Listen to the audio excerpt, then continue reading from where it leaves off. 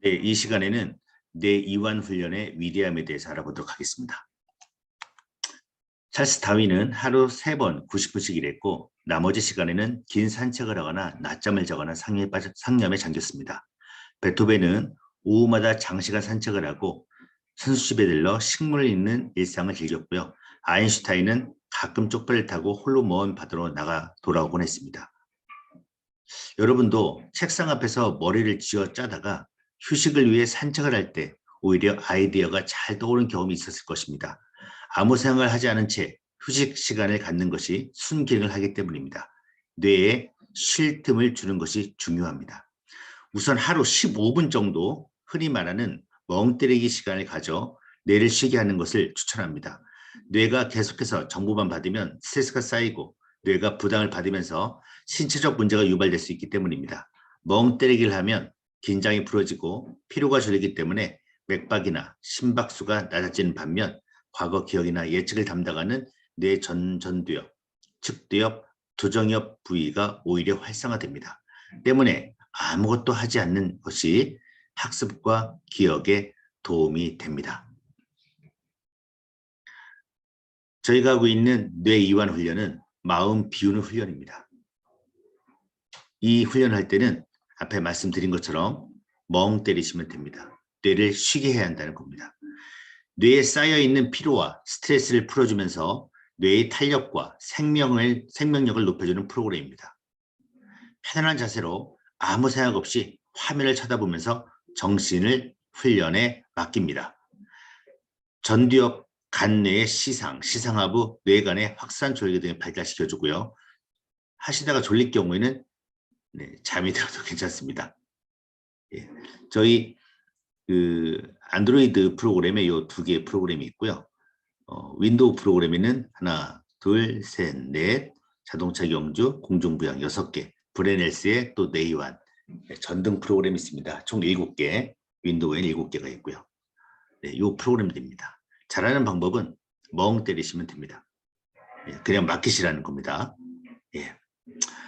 뇌과학자 마커스 라이클 교수가 아무런 인지활동을 하지 않은 때 오히려 뇌 활성화되는 뇌의 특정 부위를 디폴트 모드 네트워크라 불렀습니다. 불필요한 정보를 삭제하고 그동안의 경험과 필요한 정보를 정리하는데 불필요한 정보가 정리되지 않으면 뇌의 저장 공간이 좁아져서 기억을 저장이 어렵습니다. 그래서 이런 이완, 그런 휴식 시간, 수면 시간이 꼭 필요하다는 내용입니다. 그래서 디폴트 모드 네트워크 인지 작용할 때 멍 때리면 창의력이 올라간다. 이런 내용의 뉴스도 나와 있습니다. 이분인데요. 마커스 라이클 박사입니다. 처음 디폴트 모드 네트워크 개념을 말씀했고요. 이 잔디밭에 누워서 눈을 감고 있거나 멍하니 창밖을 바라보고 있을 때처럼 마음이 자유롭게 배회할 때 이게 활성화된다는 것입니다. 문제를 해결하고 최상의 아이디어를 만들어내는 마음의 영역입니다. 자신을 평가하는 대신에 그대로의 자신을 바라보는 시간. 네, 이때 디폴트 모드 네트워크가 활성화된다는 내용이고요. 어느 부위가 활성화되냐면 전두엽, 측두엽, 두정엽 요 3곳이 활발해집니다. 이때 단순히 뇌가 쉬는 것이 아니라 경험과 기억을 정리하게 되고요. 상기시키고 창의성과 통찰력을 높여줍니다.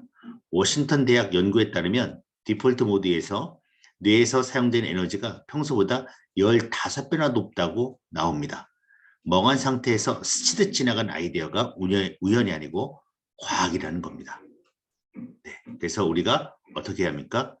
의식적이라도 요 뇌를 이완시키는 시간이 필요하다. 그래서 보통 10분에서 하루에 15분 정도 뇌를 쉬어주면 좋겠습니다.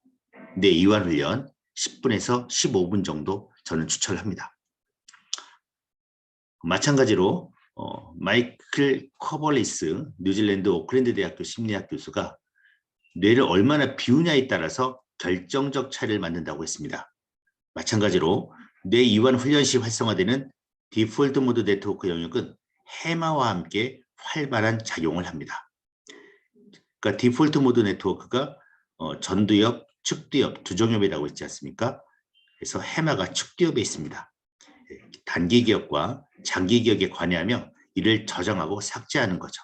그래서 요 뇌 이완 훈련할 때 어떻게 된다? 뒤엉키고 복잡해진 머릿속 정보들을 정리하게 되는 것입니다. 예, 아까 말씀드린 전두엽, 축두엽, 두정엽, 네, 그리고 하는 내용들은 복잡한 생각들을 강제로 재부팅해서 날려버리고 정리한다는 겁니다. 네, 그래서 이런 뇌이완 훈련에 대한 효과는 창의성입니다. 창의력. 스티브 잡스가 얘기했습니다.